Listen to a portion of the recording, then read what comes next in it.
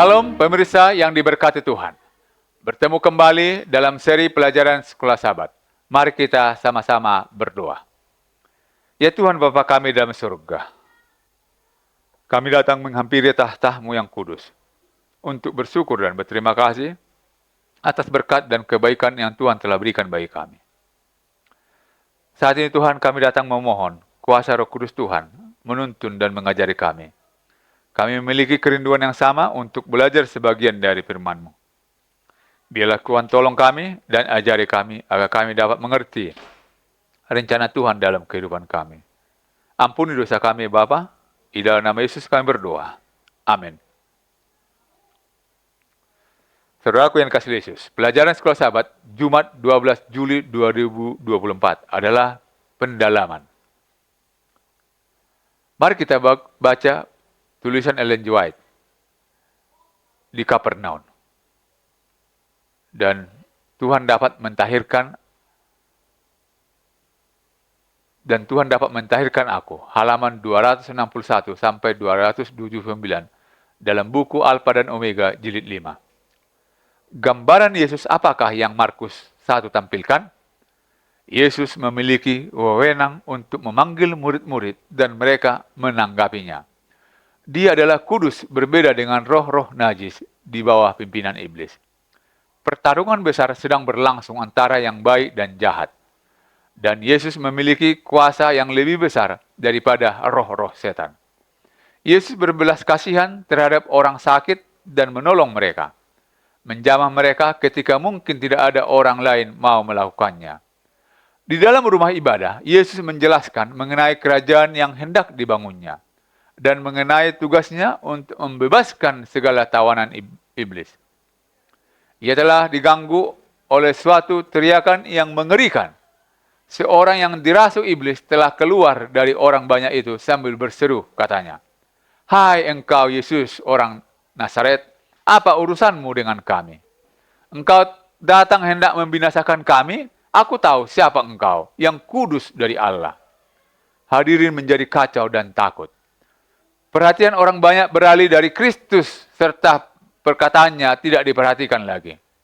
Inilah maksud iblis, membawa mangsanya ke dalam rumah ibadah. Tetapi Yesus menghardik orang yang dirasuk itu, katanya, "Diam, keluarlah daripadanya." Dan iblis itu pun menghempaskan orang itu ke tengah-tengah orang banyak. Lalu keluar daripadanya dan sama sekali tidak menyakitinya.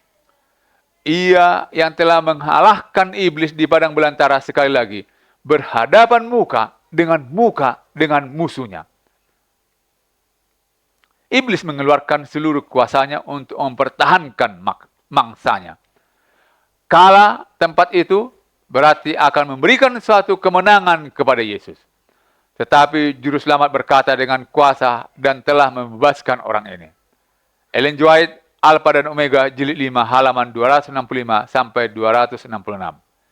Sementara itu, Tuhan kita menjalankan suatu pelayanan yang sibuk.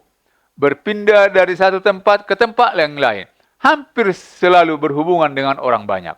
Bagaimana dia mempertahankan pendekatan yang tenang dan mantap terhadap pelayanan dan orang-orang? Tidak diragukan lagi. Hal ini terjadi melalui pengalaman duanya sehari-hari. Pikirkan tentang jadwal apakah yang mungkin bisa Anda lakukan sehubungan dengan waktu berdoa dan mempelajari Alkitab. Temukan apa yang cocok untuk Anda dan gunakan waktu itu untuk mengembangkan suatu roh kedamaian dituntun oleh roh dan firman Allah. Lalu, pertanyaan-pertanyaan untuk kita diskusikan. Yang pertama, bicarakanlah dalam UKSS mengenai pertanyaan doa dan mengapa doa itu begitu penting dalam kehidupan kekristenan. Apa sajakah pertanyaan yang sering muncul di benak orang tentang tujuan dan kemunjuran doa? Nomor 2, dalam UKSS bicarakanlah mengenai kasus-kasus di mana hal itu boleh jadi yang terbaik di waktu tertentu. Untuk tidak berbicara terlalu banyak mengenai imanmu. Kapankah hal itu tersebut merupakan hal yang bijaksana untuk dilakukan? Namun, bagaimanakah kita dapat melakukan hal tersebut tanpa mengkompromikan kesaksian kita? Siapakah penderita kusta dalam budaya Anda saat ini?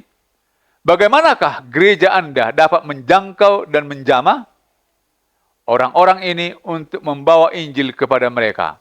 Tuhan memberkati. Mari kita berdoa. Bapa di surga, Allah yang baik, kami merasakan berkat sukacita yang datangnya dari surga. Oleh karena Tuhan telah memberikan waktu bagi kami untuk merenungkan dan belajar sebagian dari firman. Biarlah kiranya Tuhan yang selalu menguasai hati dan pikiran kami, menolong kami, mengajari kami, dan memberkati kami, agar kami boleh tetap terhubung kepada Yesus. Biarlah Tuhan menolong kami dan memberkati kami, agar kami juga boleh tetap setia untuk menantikan kedatangan Yesus kali yang kedua. Berkati kami seluruhnya Tuhan. Berkati juga umat-umat Tuhan yang mendengarkan pelajaran firman Tuhan ini dimanapun mereka berada. Menangkan mereka dari setiap pergumulan yang sedang mereka hadapi. Terpujilah namamu Tuhan atas semua kebaikan-Mu. Di dalam nama Yesus kami berdoa. Amin.